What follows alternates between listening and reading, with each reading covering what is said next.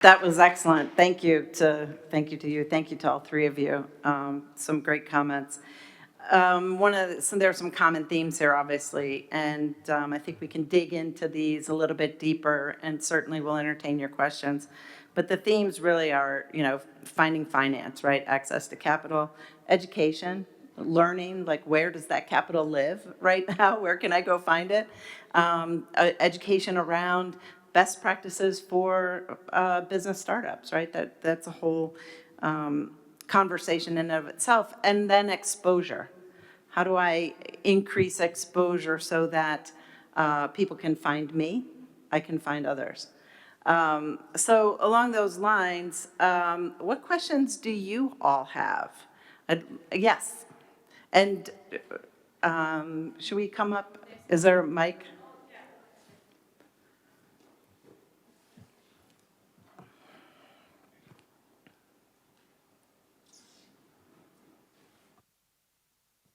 Thank you. So my name is Inga Köhler. I'm also working for a corporate company in the life science pharmaceutical industry.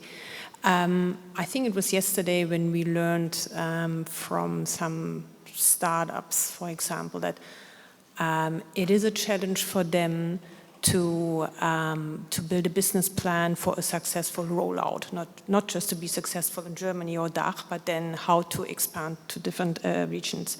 So my question to you, Gabriele, is could you share with us a bit how your company supports first interaction with startups and also a successful integration into the corporate structure? And also what have been your learnings along the way of that integration? Thanks. Great question. We are doing different strategies here. First of all, here in Germany, we are quite lucky to have one of our Connect and Develop centers, and they are partnering explicitly with universities, with Fraunhofer teams, and with startups. So looking for technology and then supporting those teams to be able to provide the solution packaged in a way that we can purchase it. So this is a great value I think we are adding to those startup companies by helping them shape their offer in a way that it's palatable for a big company. Because make no mistake, we've got huge and deep processes. So it's not a piece of cake to enter into our supplier roster. And there is a lot of, obviously, regulation we need to follow and we need to ask, from our partners. So by working with us, we allow those startup teams, and I think that's also what you mentioned, Nina, and maybe you also want to add something to that question, to shape what they've got that is really interesting. Otherwise, we wouldn't be talking with them. So it can really flow into our processes. And we are not interested in making something limited or small. We're interested in finding a solution that works. So we are then also a scale-up partner in terms of making sure technology can be flowing in processes. So process innovation is also a key innovation that, you come from pharmacy, you are very well aware how deep this is, and then be able to scale up. Because if you're interested, then we're not interested in some pieces or some kilograms, with us it's always big volume. So that needs obviously supplier development. But one is connect and develop, the second one is purchasing and supplier development as a part of our purchasing organization. They are working with suppliers so they can meet our needs. And I think that again is also big value and enables best value. Yeah, I'm happy to add to that. From a EncourageVentures perspective, our target is not to help the startups to go into corporate, right? But in general, to how to raise more venture capital. This is how we support the startups. And we do this by academy. So every startup can come to us and be in our academy. So we have different formats, different topics, from growth, sales, etc., how to make a good business plan, a pitch, etc. So different topics, plus a mentoring. So we, of course, look then in our community for a good mentor who's experienced in scaling, coming back to your question. So we could really match that startup with someone in our community to help in those questions of scaling, for example. Oh. Yeah, go ahead, Elizabeth. Yeah, and one of the keys is generally we don't have women knocking on the doors of these big companies. It just doesn't even occur to them, whether they're startup or they're an SME. So that's fundamentally one of the big shifts, is how do we do better storytelling? Who are the women-owned businesses that are successfully selling to these big corporations, and how did they do that? And then how do we encourage them to use their own purchasing power? Because the truth is, we work with the biggest companies in the world, and we work with many of the smallest companies in the world that are based across 135 countries. And they generally don't know who these buyers are. They don't know what those standards are. They don't know they're supposed to be ISO certified. They don't know they're supposed to have $1 million in insurance. And it's a long, long list. But it doesn't mean it's not possible if we can get them into the community, into our partner organizations, and demystify how these value chains actually work, so that they can meet with your actual buyers, and your buyers can have a conversation with those women business owners about what your needs are, what do you expect of your suppliers, so that they can pivot their passions and their abilities in the direction of your actual needs. So there's a lot that can be done that are very practical. We do trainings, virtual, in person, all over the world, all year long. But it's with the buyers, talking with the women business owners about what those real needs are. Thank you. Next question. Did somebody had the mic? Yeah, Alexandra. Thank you so much. Well, my name is Alexandra. I have a small startup. I created an HR agent powered by artificial intelligence.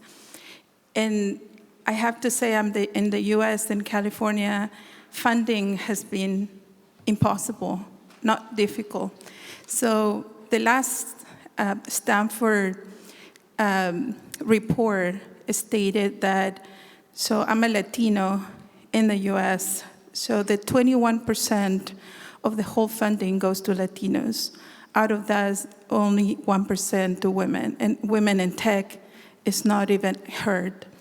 So I'm bootstrapped.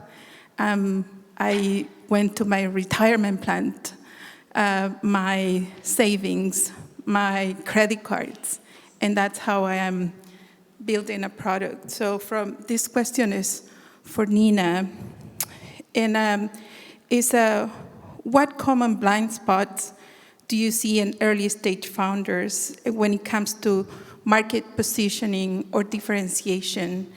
And how can you stand out? I have a group of founders. We're 2 females, and there are 150 males. So it's how can I say?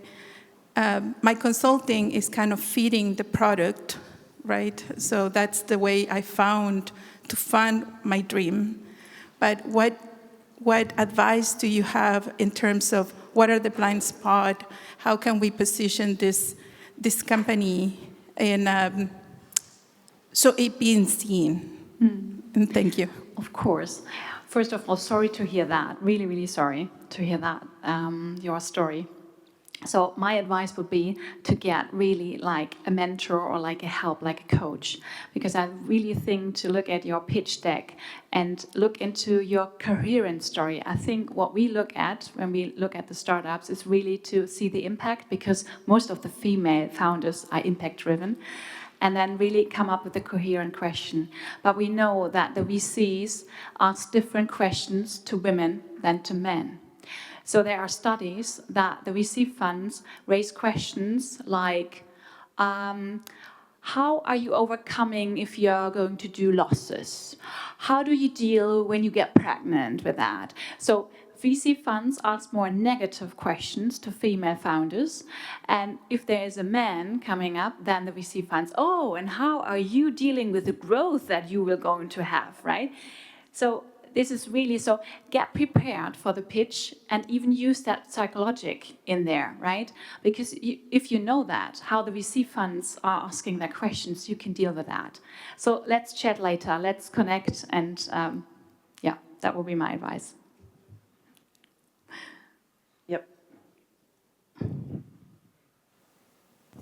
Hi, thank you very much.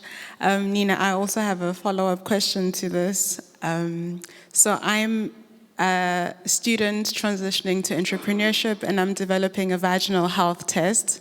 So of course, this is a product that's only going to be used by females, and I also have a female founding team, so the worst combination for investors. It's the best. Yeah, the best combination for women, but not for men in this men-led world. And the numbers that you showed were just very not encouraging, especially for me as an early stage founder. I can tell you right now, so I'm relying on government equity-free grants, and my strategy is to ride on this wave for as long as I possibly can, because at least there, in Germany, at least there are, the government is trying to increase the number of female founders, and there are government grants that females can rely on. But I'm just wondering, you said that 18.5% female founders receive 1.5% of the funding.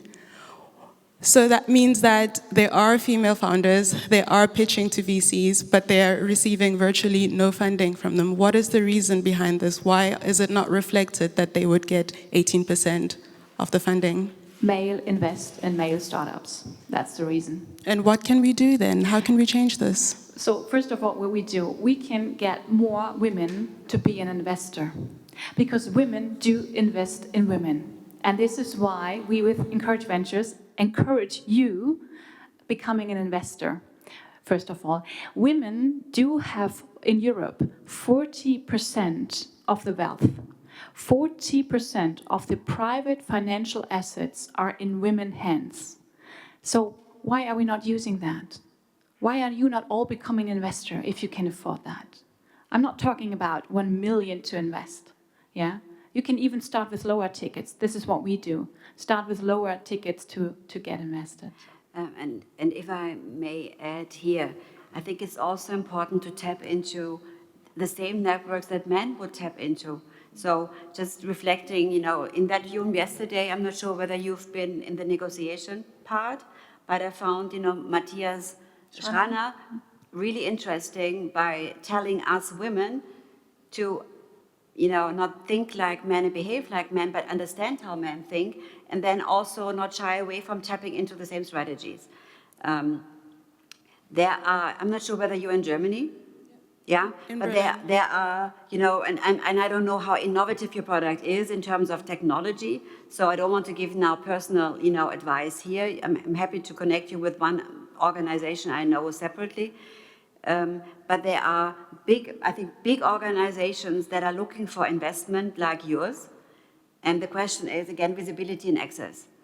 But also use organizations, also even like the AmCham, stuff that is available, Industrie- und Handelskammern, where also men would be, and not consider them because they feel a bit strange. Yeah. And I can only offer you to come to us, join our network, and be part of us. Down in the front here. And Vede is another great resource for you in Germany.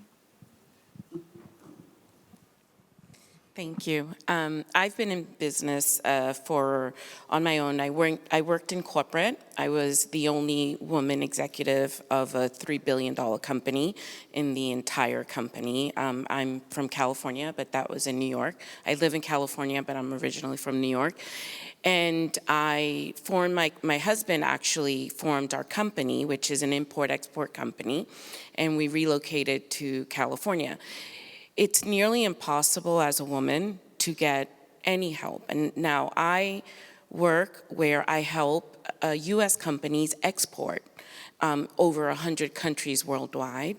And now with my co-founder, we started a company where we're helping other companies enter the US. So we have the manufacturer and we have the buyers, right? Because we have Costco, we have Walmart, we have all this connection.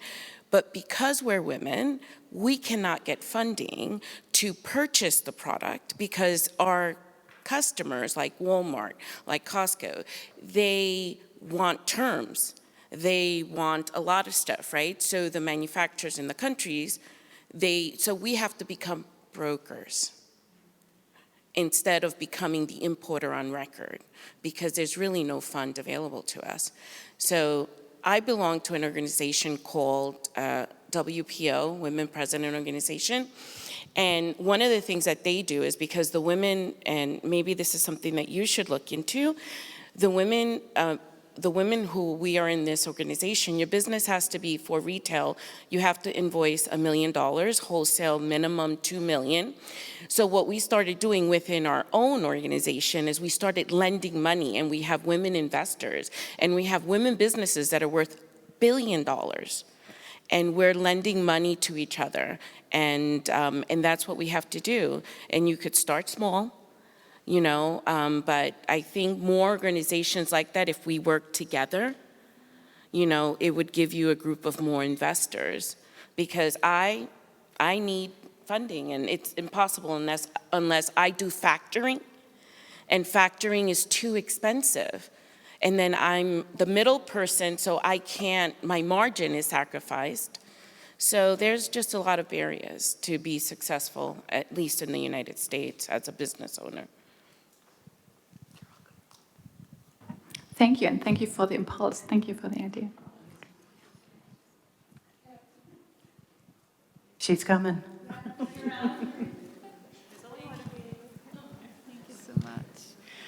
Hi, thank you so much for this opportunity and all your great impressions. I'm actually in the same program. It's from the government, enabling women to look into the entrepreneurship with your idea, but it's not really a long funding, it's only for 3 months, but it's something I'm very grateful.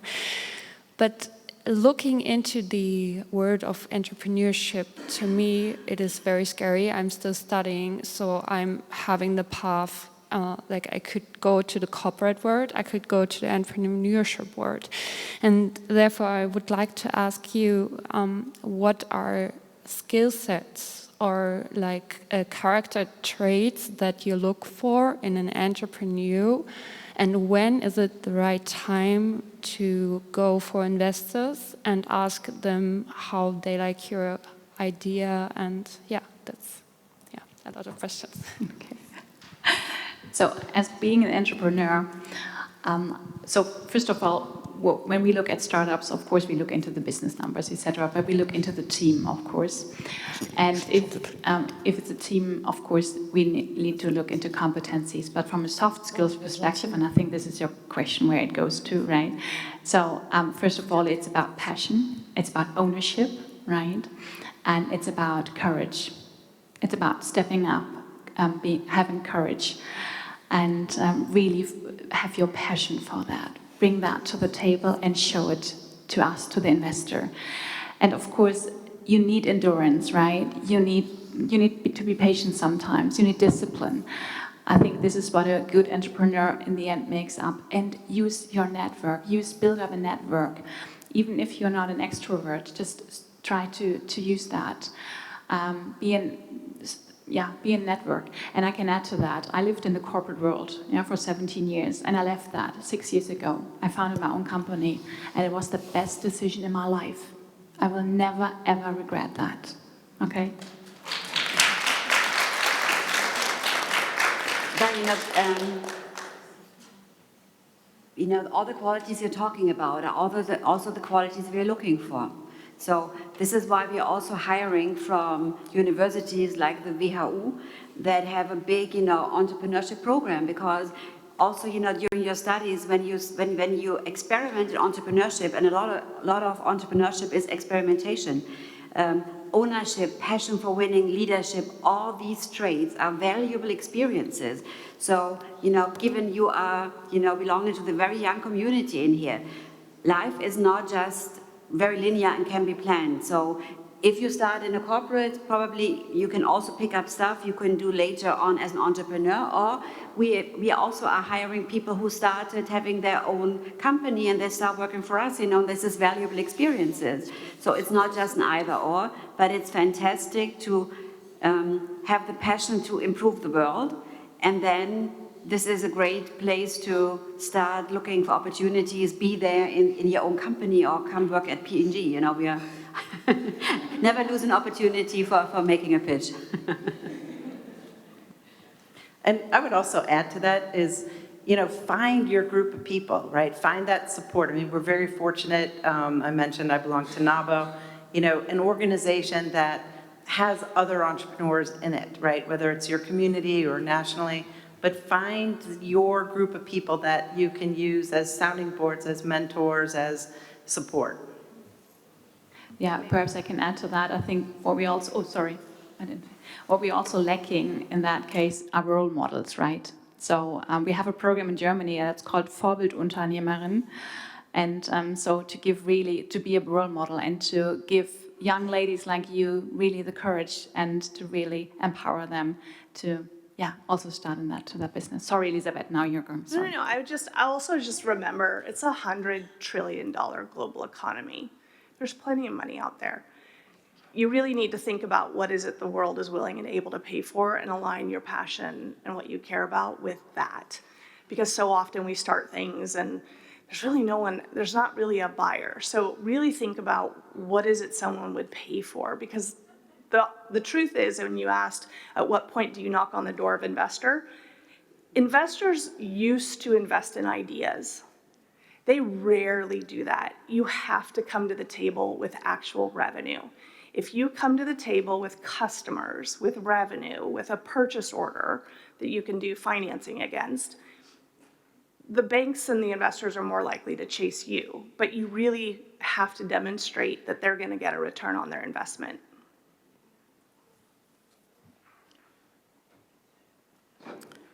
Hi. I hope I'm not going to come across as sounding a little bit disgruntled, but I became an entrepreneur in 2000. I started joining Women Entrepreneurs Network around 2005. I think I met Elizabeth in 2010.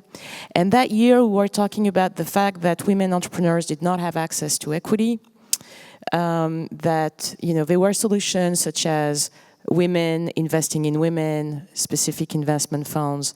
There were a lot of big companies, international companies, presenting their supplier diversity purchasing programs. We were all encouraged to become women-owned business certified. And all this is amazing. But when I listen to you, I feel really bad for the young generation because the needle hasn't moved, apparently.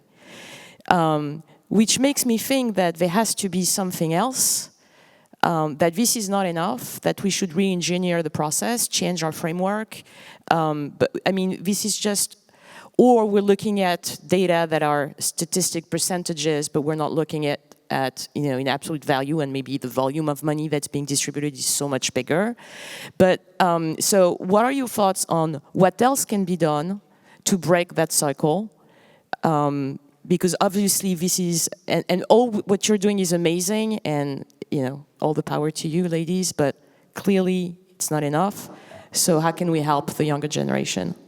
Maybe I start with a provocative comment. I think it's really important that women get more into science and technology to develop, further ideas for the future. I think, there is also, we're looking at your data.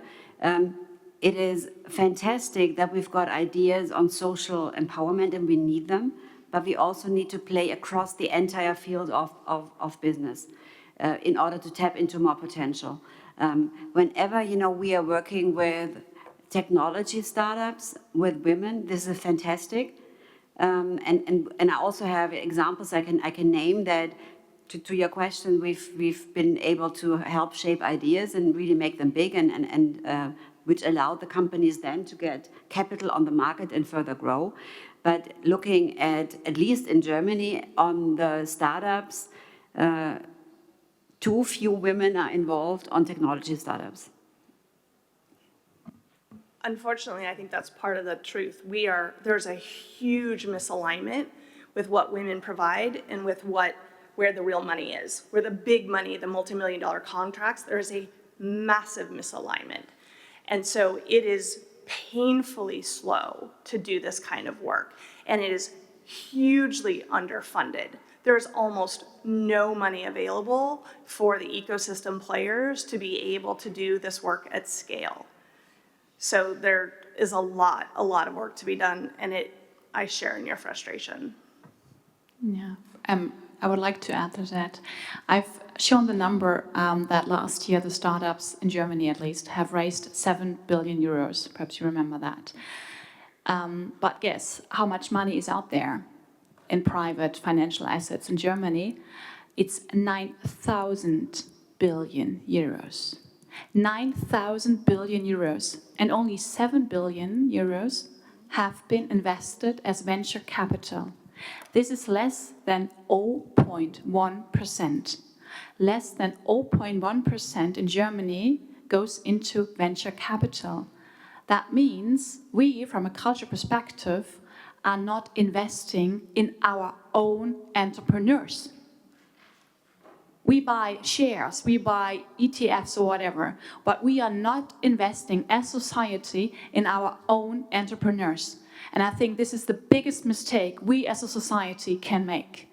So imagine what kind of potential is out there. And coming back to your question, this is what we need to mobilize. This is what we need to get. When you talk about looking for a business that is scalable, what is the criteria that you use to ensure that it is scalable? And what advice do you have for small businesses to get to a point where they can go and pitch to you? Assume you looked at me, right? Yeah. It depends on obviously what you're talking about, but usually this involves with us either production technology or elements, in our products. So be able to help us supply large quantities. And that can start with a smaller, kind of technology idea that's then piloted, and then you need to build up a global supply chain. So can all be done, but this is then part of supplier development. But that also obviously requires then scale up money and the courage to go big. But you won't be there on your own. When you're looking, for example, at the Oral-B toothbrush, then there is a so-called navigation system that shows you where you've already brushed. That technology was developed with a technology startup. And on IT, obviously the scalability is easier than if you're looking at a physical element in a product, but also that can be done. I'd like to echo the frustration, certainly not with you all. You're in the trenches, you're doing the hard work. We thank you for it. We're really grateful. I know all of us are. But if I can maybe add a tiny bit of sunshine, I am an entrepreneur. My name is Stephanie. I'm from Houston, Texas. And I started an advisory business 10 years ago. And so I guess I'd like to share the difference between manufacturing and service. Because as women, we're educated, we're smart, we're empathetic, we have so many incredible qualities. And I've been successful in my business because of those qualities, but also because it did not require capital. As a service provider, I started my business with my retirement funds, as Alex mentioned, $30,000, but I was very limited in the expenses I had. I had my office, and I had financial technology that I paid for. I didn't have to have employees, et cetera. I was married, so my husband carried our health insurance. And so that allowed me to start a business. I had 2 little kids, 2 and 5. But now that I've been at it, I haven't worked for a company since 2007. But in looking back, what I realized was really the root of my success is I worked for large companies. I'm a chemical engineer undergrad. I have a master's in finance, yada, yada. But I worked for Bank of America. I worked for Goldman Sachs. I worked for Morgan Stanley. I worked for Royal Dutch Shell. And so they affirm me to this day, because as women, we need constant reaffirming. It used to be our husbands affirmed us, and now our resume affirms us based on the experience we have. And I think that's just a really, really important point to make, because when we go out and ask for capital, when we get in front of VCs, they're looking to see who's affirmed us in the past, right? And so I've been successful because Goldman Sachs affirmed me, right?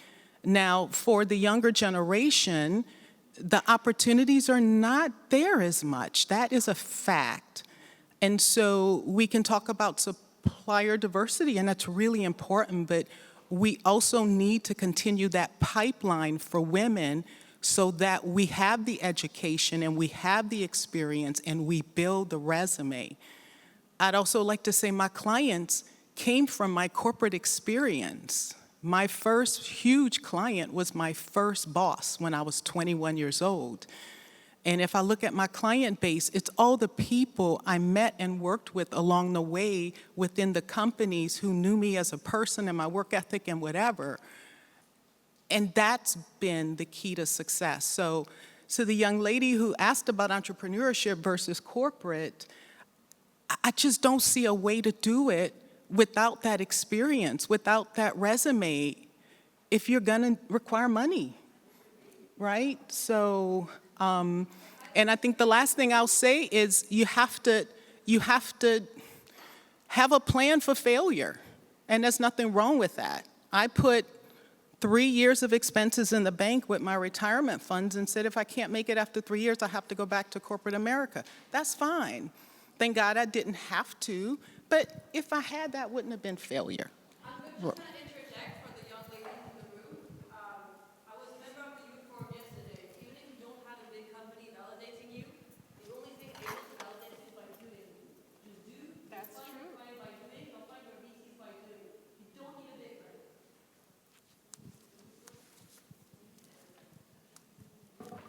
Okay.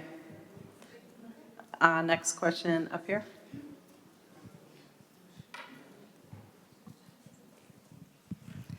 Thank you so much for the format of this panel. We get to participate. This is so exciting. Absolutely. That's what we all wanted, because we thought Saturday afternoon, it's gracious of you for joining us here. Yes, and hearing from everyone's wisdom is like so much learning when this happens. So besides being a trader every day with my business partner here, I have dedicating my career to two things: simplifying international trade process to support companies, especially SMEs, to scale by expanding globally, and supporting the advancement of women in international trade through my work in a nonprofit organization called OWIT, Organization of Women in International Trade. And I was a woman in tech, I had this dream of a year and a half. I mean, it's always been and it's always going to be my dream, is to build a platform that uses all the digitalization of international trade processes that exist from ICC, where women have the education, but also the know-how and the process of exporting, because there's so many trade barriers when it comes to exporting. And if you're a new startup, you are born global, so you have to learn how to export. And if you are buying products from somebody in, I don't know, Romania or another country, they have to deal with import-export to get it to you. And if you do the WeConnect and you connect me with the buyer in another country, I need to know how to get my products there. And the same with NABO, the work that you do. And it's, women investor told me that I had 2 IT guys on my team, and they were, I gave them equal percentage because I wanted them to care. And I was told that I will invest in you, but not in the 2 guys that you have. Men told me that I'm too ambitious, that it's too complicated, that I'm not going to make it. So I ended up realizing I have the wrong partner, and I gave it up. But my question to you is digitalization of international trade part of your agenda in terms of supporting women scale their companies internationally and cutting down so many intermediaries and brokers in between, because that's really where the profit margin goes? And is international trade part of your agenda, or do you know of an organization that would be interested in that kind of work? I'm still looking to build my dream, but maybe not as a startup, maybe finding the right organization to take it down that path. Thank you. I mean, that's part of what I love about the job I get to do in partnership with OIT and other organizations is how do we also help the women-owned businesses find each other. So this database, this We Community platform is used by the buyers to search for products and services that they need from registered businesses that are registered for free or certified in like 65 markets. But now, for the first time, it's easier for women-owned businesses to find each other so that they can do business. Because I think the truth is we have to have a value chain approach. It's really hard for the smallest businesses to do business with the biggest businesses.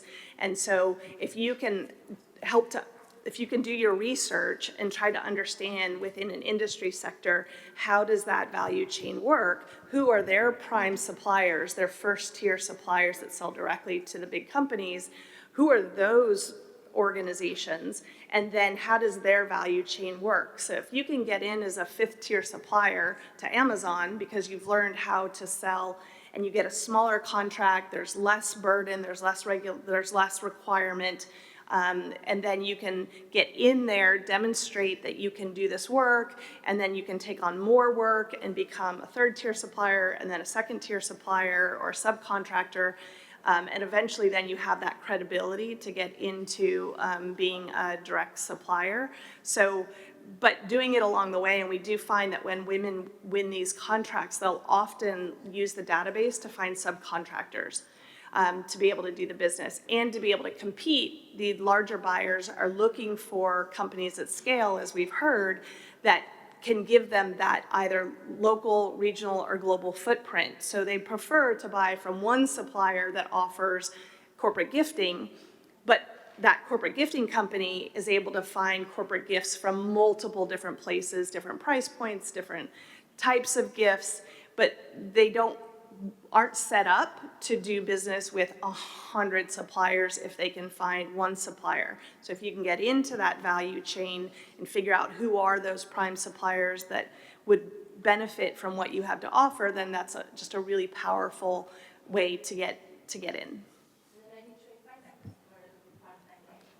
Right, but it's been pointed out, if you have organic growth, if you are earning revenue and you're not paying either losing equity or you're not having to pay interest, if you can have that organic growth, then, and you can demonstrate that, then it's easier to go to various funders, whether it's traditional banks or microfinance networks, angel investors, or other types of VC. Before we jump to the next question, we have an audience response to this question, so I don't know if we can get the mic. Sorry, no, you're fine. And then we'll come back to you, I promise.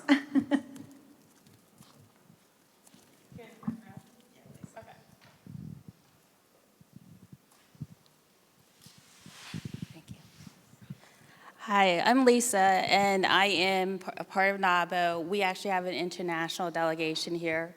But what we do is we actually work, like from my understanding, your question was, is there a need for your service? No, my question was, is there work being done to digitalize international trade to make it easier for women? So that's what one of the projects we're working on. So I'd love to connect with you afterwards to talk with you further on how maybe we can work together to build out something. Yeah, I'm scheduled to teach in international trade with the Northern Okay. Oh, with a chapter? Yeah. Okay. But I'm at the national level, so feel free to reach out. Connections being made. This is awesome.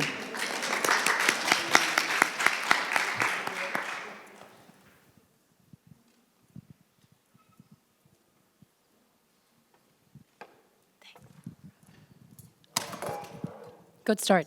Hi, I'm Hannah. I'm a student.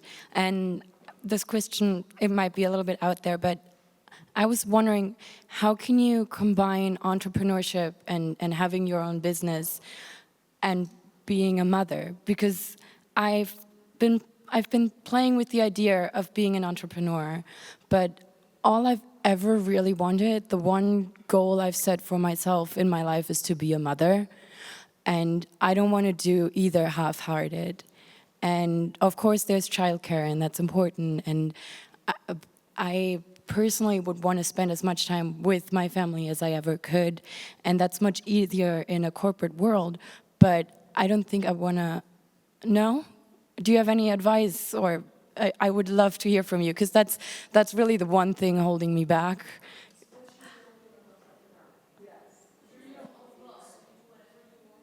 Well, but if you have young children, they're babies, you can't just stop working for 2 months or a year.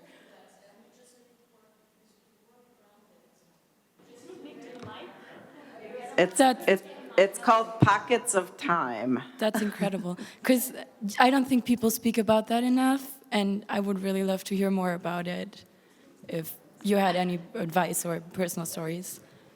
Okay, so I'm an entrepreneur, yes, that's what I am. I'm not a mom, I'm sorry. I cannot speak from, but I can speak from my heart, because I'm a godmother of 7 godchildren. And I love them, I really love them from my heart. And 6 years ago, when I left the corporate world, it was the first time I had time for them. I played with them, Lego, Playmobil, etc. Because in the corporate world, I was in that hamster wheel, right? And I was not self-determined. Being an entrepreneur, I'm still busy, I'm working. I mean, you're from Germany, so you know the saying, selbst and ständig. So I work a lot, I have to admit that, I do. But I can get my time packages as I want. I have more flexibility than I ever had in corporate. So I can only encourage you to step into being an entrepreneur, because you will have much more flexibility of caring for your children, which you will love to do that, I'm sure, and also be a fantastic entrepreneur. So please go down that road, do so. And to add from the corporate perspective, the question is the same. I think the key question you need to ask yourself, what is your passion? And can you, just relating to Megan, I think you said that, and Elizabeth as well, can you make money with that, right? How do you turn that into an idea? And that is the same, in the corporate world. I wouldn't agree that corporations don't allow for the flexibility. I've experienced it differently. But this is not the point. The point is find your passion and find the spot where you can make money with this, whether this is an entrepreneur or in business. And then it's the concept of pockets of time. I'm just quoting what Megan just, quietly said here, which I can fully endorse. It's, you'll make it work. I just want to add to your question. I am right over here in the red in the front. I am a single mother. I started my business in 2013. I'm an artist and a muralist, and I had my son in 2019. I ended up leaving a domestic violence situation, so I was homeless and had to start back over in 2020. So I lost everything, and I restarted my business with really no help in a field that is unprecedented, because I don't have stories that can say, hey, this is the way to do it and be successful as an artist. And I was able to make it work. I didn't have daycare. I didn't have anyone to help me in terms of babysitting my son. My son went everywhere with me. And I didn't look at it as a disadvantage. I looked at it that my son gets the opportunity to experience all of these amazing things. And I was able to then really be able to build, and my son is a great networker. He is 7 years old now. He knows how to network. He knows how to shake a hand, eye contact. He has his own business. He will tell you he is a Lego builder and he sells Legos. And so I think the theme that I'm hearing, regardless of the question and regardless of the path, you get to make your own reality, and there's no right way. Just like how everyone came here to Berlin, they took a train, a car, a bicycle, there's different ways to get to the destination. It comes down to passion and determination. Excellent. And if you could pass it back there.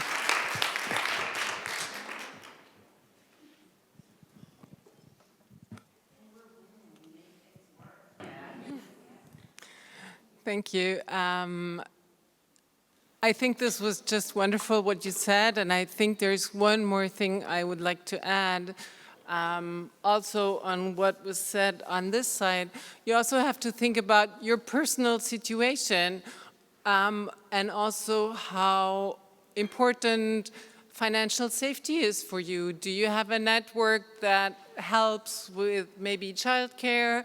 Do you need financial safety, or do you have a family behind you? So all of these issues are very, very different for all of us. And I think you just need to feel comfortable with the situation. So that would be my advice. I'm still in a corporate environment, but I'm thinking of starting my own business to phase out at the end of my corporate years. So, there's so many, many ways. And I'm a single mom, and I never had family support here in Berlin where I live. So, for me, financial safety was important for a certain amount of time. And then, it's not only one road, there are many roads, and you can always switch.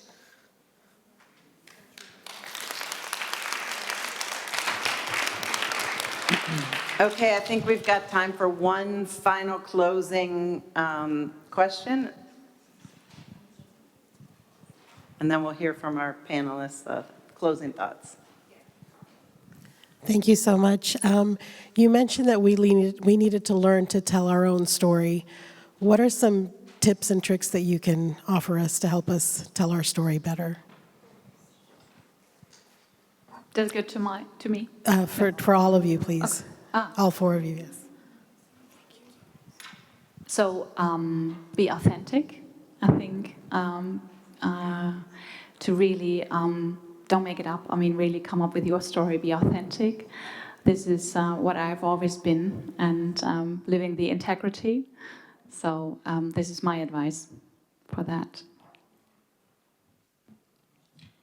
As we are talking here on the business side, I'm picking up again on the negotiation topic of yesterday, which I really found also brilliant, is articulate very clearly the value you have for the person you want to pitch to.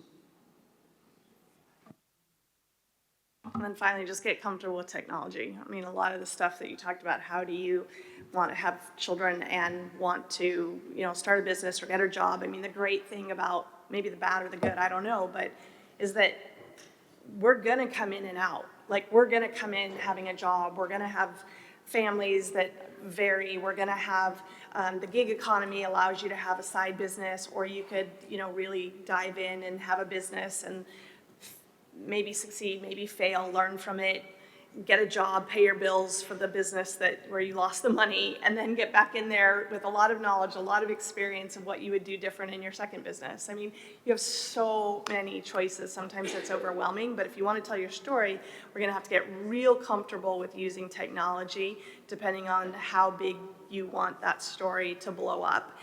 Who are you? Who is your audience? Who are you trying to reach? Why are you sharing your story? To what end? Are you asking for help? Are you offering help, or both? There's just a lot of questions that just fundamentally, I would ask the question of for what reason am I sharing my story? And I really wish more of us would tell our stories. Yeah. And I'll just add on to that as well, in terms of being authentic and telling your story, that authenticity combined with your values, we were talking about this at lunch today, will determine how your story is heard, who it resonates with, and that way you ensure alignment with the right client, right? Because you don't want to come across as one way when you're attracting clients that you really don't want to work with, too. So there's that. Okay, So I'd like to, just in closing, have each of our presenters, and they didn't know this, so I'm completely putting them on the spot. But I'm going to ask each of them to come up with just some closing, very, very quick, closing thoughts. Whether it's a tagline or a couple sentences or words of wisdom for all of us. What a great session. I really, really love it. So thanks to you. It's so cool to have this interaction and to see how we connect with each other and what we can do. Imagine the strength we have when we really are building bridges together. So thank you so much for this interactive session and showing the connection and really joining together on this mission. Thank you.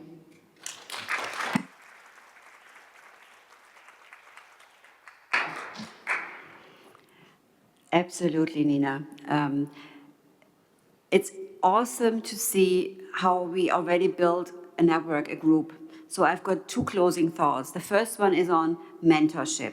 I think a lot of the questions you've asked, we can be really very happy that you offered us a bit of a glimpse into your personal situation. That is a gift. But obviously there is more to be said in full respect to all those valid questions in a more one-on-one situation. This is what mentorship is about. I'm really happy that you all took the initiative to be here, because that is an investment. We're on Saturday today, right? We discussed about how can I consolidate all my different demands. You've taken the time to be here. And also mentorship takes time. But if you've got a desire, if you've got a passion to make your idea work, mentorship is a fantastic way to understand how to tap into potentials and opportunities and learn from each other. There are mistakes to be made, and we all learn by mistakes, and this is a positive experience. But some mistakes don't need to happen if you can ask upfront. Yeah. Also, as a mom of kids, even if they're big now, the point is you might want them to burn a bit their fingers, but you don't want a really big burn, right? So in that way, if mentorship can help you get more information so you can take your decisions with better understanding of the situation. So first point, mentorship.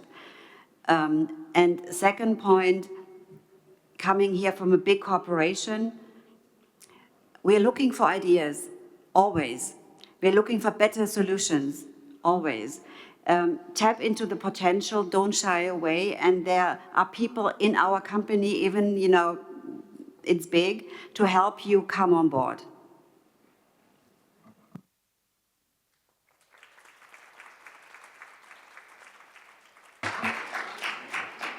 Honestly, I just try to have fun with all of this.